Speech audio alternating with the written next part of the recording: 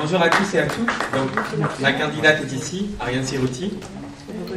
Donc, je vais intervenir pour ma liste parce que je suis moi-même donc un habitant du quartier donc Pelleport, Télégraphe, Saint-Fargeau depuis très longtemps. Comme vous le voyez, j'ai la trentaine, donc je connais très bien ce genre de problème et le problème que vous pouvez vivre au quotidien.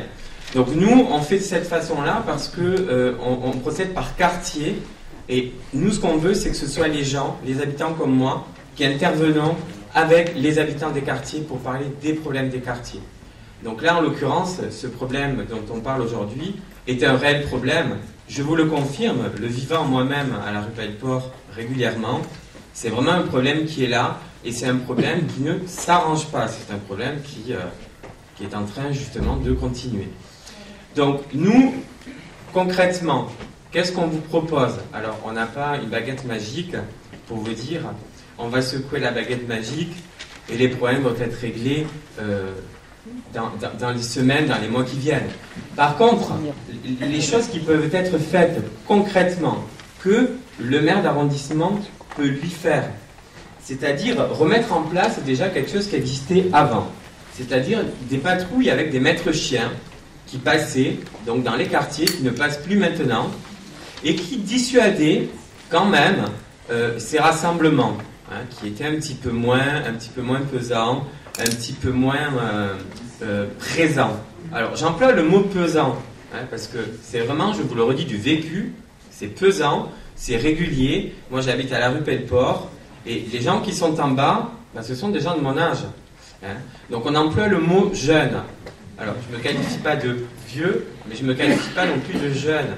Je suis dans cette génération où, quand j'ai eu mon éducation, on a encore appris ce que c'était que la civilité. Voilà. À l'heure d'aujourd'hui, malheureusement, c'est pas qu'on ne veut pas leur apprendre, c'est qu'on ne leur donne pas l'occasion de le faire. Alors, je m'exprime.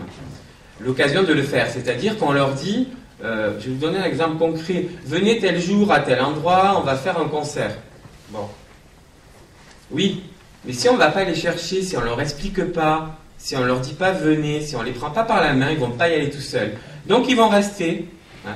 Ben, là, vous allez sortir dans la rue de Borrego et vous allez les voir, même en pleine journée. Hein. Vous allez les voir, ils sont là. Ils ne dérangent pas plus que ça, mais c'est vrai qu'ils font du bruit. C'est vrai qu'il y a ce problème de tranquillité. Donc les maîtres chiens, déjà, première proposition qui est assez intéressante. Au niveau de l'éclairage, je ne sais pas si vous en pensez quelque chose comme moi, mais l'éclairage devient un petit peu limite dans notre quartier. Moi, ça m'arrive régulièrement, alors je travaille sur Châtelet, donc ça m'arrive régulièrement de rentrer le soir, de prendre la ligne 11, de descendre à Télégraphe parce que c'est plus pratique. J'ai l'impression de traverser la forêt noire, hein, quand je descends de Télégraphe à Pelleport. Donc, moi je suis un homme, je suis tout seul, j'ai un petit peu peur, donc j'imagine les femmes seules, les personnes âgées, les personnes handicapées, c'est un petit peu compliqué.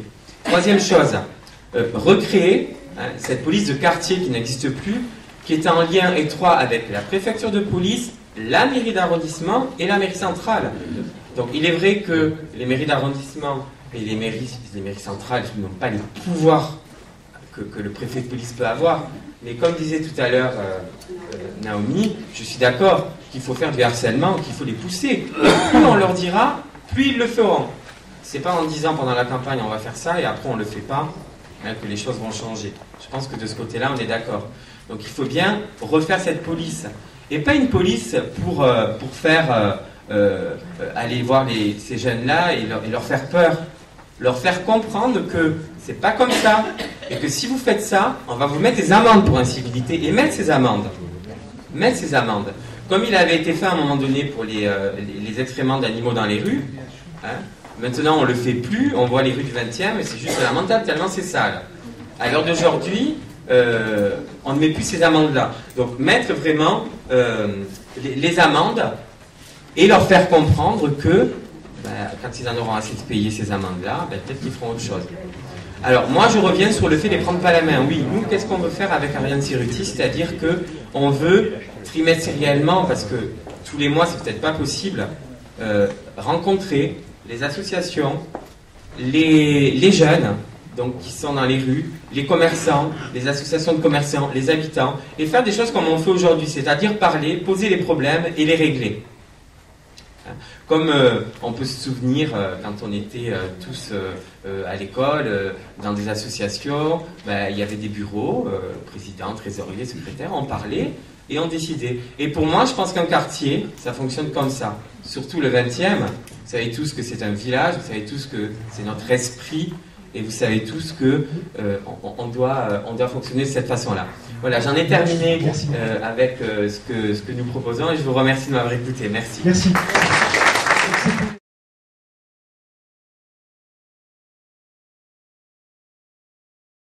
Je me représente, pour ceux qui n'étaient pas là tout à l'heure.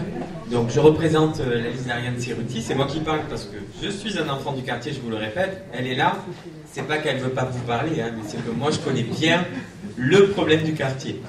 Donc, depuis tout à l'heure, j'entends nos adversaires qui répondent à des questions, mais pas aux questions que vous leur avez posées. Nous, vous nous avez posé une question directe, donc si vous voulez bien, je vais vous répondre. Je crois que vous avez posé à Ariane Cerruti comment elle compte réorganiser le GPIS. Il me semble, j'ai entendu ça. Alors, comment le réorganiser? Alors, je ne vais pas répondre tout de suite à comment le réorganiser. Je vais vous dire du vécu. Donc, moi, j'habite à la rue Pelleport. Avant, il y avait le GPIS qui passait. Et depuis que les urgences, le bâtiment Buca a été fait, par enchantement, il ne passe plus. On ne sait pas pourquoi. Donc, il se passe quoi devant les urgences de l'hôpital Tenon? Il se passe qu'il y a des dealers, il y a des camés, il y a des gens qui viennent sous ce hall, et le pauvre monsieur qui est à l'entrée, qui est là pour faire la sécurité, eh bien, il peut pas. Donc, comment réorganiser ce GIPS?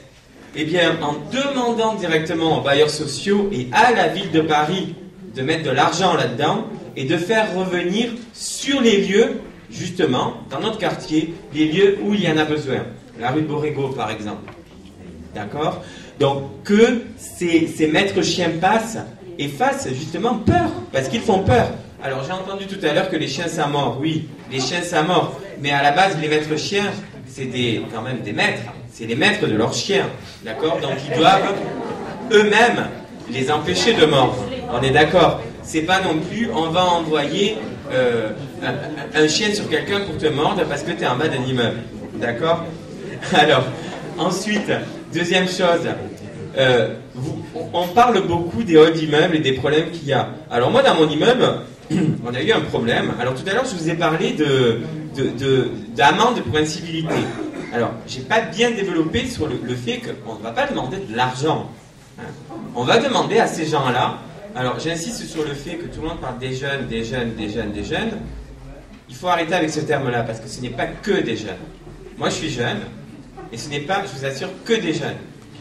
Il y a même des personnes de 40-50 ans. Alors, ces idées-là, nous, on ne les a pas sorties d'un chapeau. Il faut savoir que sur notre liste, on a énormément de gardiens d'immeubles qui nous ont rejoints et qui nous ont parlé de ça. Et c'est du vécu. Donc, ces problèmes-là, on les connaît et on compte bien les régler avec ces gens-là. Hein? Donc, nous, qu'est-ce qu'on a fait dans notre immeuble? Eh bien, on les a attrapés au bout d'une dizaine de fois et on leur a demandé de nettoyer. Et je peux vous assurer qu'on était là pour regarder s'ils nettoyaient ce qu'ils ont fait. Et ils n'ont pas recommencé une deuxième fois. Le digicode, il a été cassé 12 fois dans l'année. 12 fois. Alors, au bout d'un moment, le syndic, qu'est-ce qu'il fait? Il ne change plus le digicode. Donc, on rentre, on sort comme si c'était la fête. Voilà. Donc ça, c'est plus possible, ça ne peut plus continuer. Donc ça, comment ça ne peut plus continuer?